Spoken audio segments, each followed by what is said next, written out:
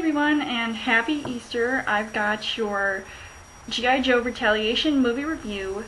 I had seen this movie actually on Good Friday, and I just wanted to see it because it was one of my most anticipated movies to see, and probably the only one that I was really looking forward to seeing, especially in March.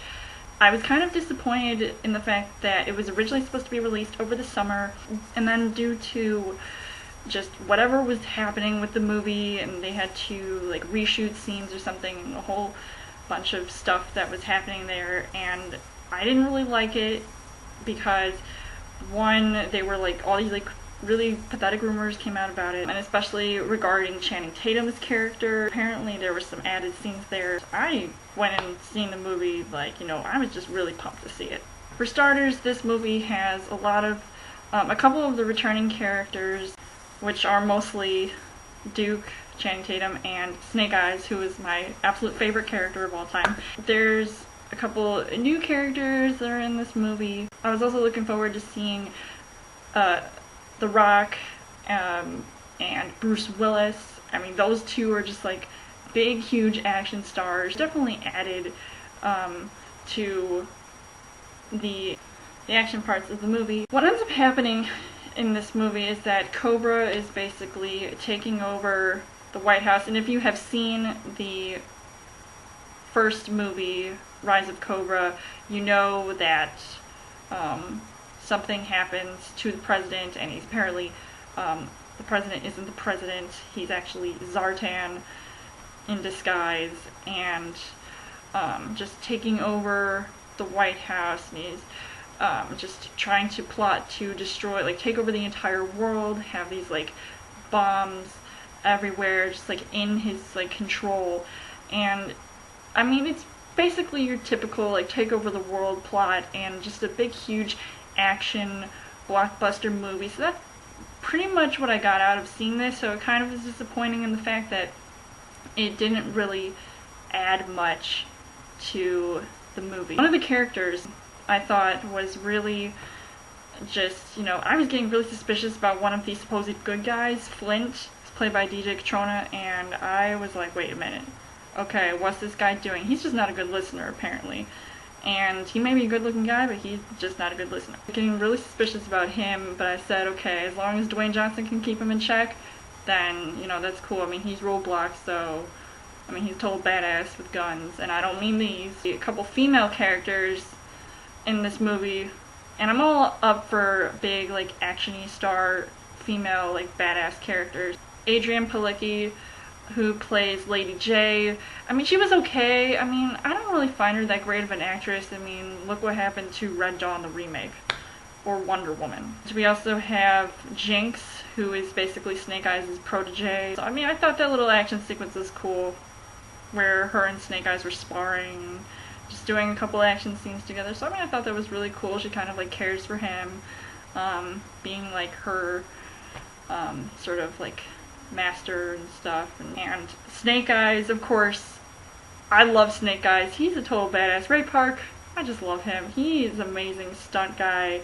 Definitely knows how to make Snake Eyes like a really good character, and I love also the fact that Snake Eyes' costume, it changed, and I think it definitely looks better than the costume that Snake Eyes had in the first movie.